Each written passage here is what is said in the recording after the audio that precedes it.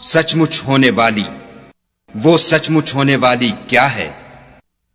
اور تم کو کیا معلوم ہے کہ وہ سچ مچ ہونے والی کیا ہے؟ وہی کھڑکھڑانے والی جس کو سمود اور عاد دونوں نے جھٹلایا۔ سو سمود تو کڑک سے ہلاک کر دیے گئے، رہے عاد ان کا نہایت تیز آندھی سے ستیہ ناش کر دیا گیا۔ خدا نے اس کو 7 رات اور 8 دن ان پر چلائے رکھا۔ تو اے مخاطب، تو لوگوں کو اس میں اس طرح ڈھئے اور مرے پڑے دیکھے جیسے کھجوروں کے کھوکھلے تنے۔ بھلا تو ان میں سے کسی کو بھی باقی دیکھتا ہے؟ اور فرعون اور جو لوگ اس سے پہلے تھے اور وہ جو الٹی بستیوں میں رہتے تھے سب گناہ کے کام کرتے تھے۔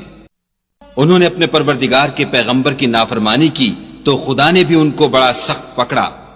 جب پانی طغیانی پر آیا تو ہم نے تم لوگوں کو کشتی میں سوار کر لیا تاکہ اس کو تمہارے لیے یادگار بنائیں اور یاد رکھنے والے کان اسے یاد رکھیں۔ تو جب سور میں ایک بار پھونک مار دی جائے گی اور زمین اور پہاڑ دونوں اٹھا لیے جائیں گے، پھر ایک بارگی توڑ پھوڑ کر برابر کر دیے جائیں گے، تو اس روز ہو پڑنے والی یعنی قیامت ہو پڑے گی، اور آسمان پھٹ جائے گا تو وہ اس دن کمزور ہوگا، اور فرشتے اس کے کناروں پر اتر آئیں گے، اور تمہارے پروردگار کے عرش کو اس روز 8 فرشتے اٹھائے ہوں گے۔ اس روز تم سب لوگوں کے سامنے پیش کیے جاؤ گے اور تمہاری کوئی پوشیدہ بات چھپی نہ رہے گی۔ تو جس کا اعمال نامہ اس کے داہنے ہاتھ میں دیا جائے گا وہ دوسروں سے کہے گا کہ لیجئے میرا نامہ اعمال پڑھیے۔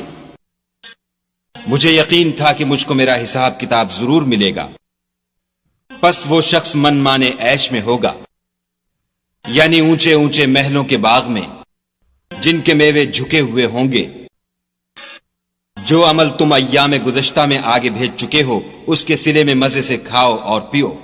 اور جس کا نامہ اعمال اس کے بائیں ہاتھ میں دیا جائے گا وہ کہے گا اے کاش مجھ کو میرا اعمال نامہ نہ دیا جاتا، اے کاش موت ابد الآباد کے لیے میرا کام تمام کر چکی ہوتی۔ آج میرا مال میرے کچھ بھی کام نہ آیا، ہائے میری سلطنت خاک میں مل گئی۔ حکم ہوگا کہ اسے پکڑ لو اور طوق پہنا دو، پھر دوزخ کی آگ میں جھونک دو، پھر زنجیر سے جس کی ناپ 70 گز ہے جکڑ دو۔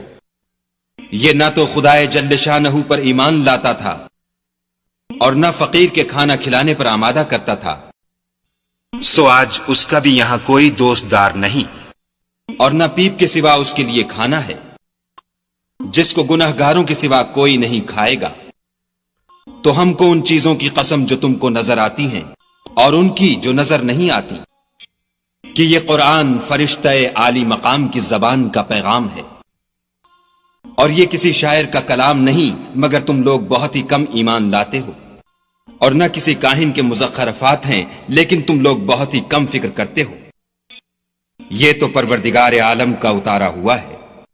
اگر یہ پیغمبر ہماری نسبت کوئی بات جھوٹ بنا لاتے تو ہم ان کا داہنا ہاتھ پکڑ لیتے، پھر ان کی رگے گردن کاٹ ڈالتے، پھر تم میں سے کوئی ہمیں اس سے روکنے والا نہ ہوتا۔ اور یہ کتاب تو پرہیزگاروں کے لیے نصیحت ہے، اور ہم جانتے ہیں کہ تم میں سے بعض اس کو جھٹلانے والے ہیں، نیز یہ کافروں کے لیے موجب حسرت ہے، اور کچھ شک نہیں کہ یہ برحق قابل یقین ہے۔ سو تم اپنے پروردگار عز و جل کے نام کی تنزیہ کرتے رہو۔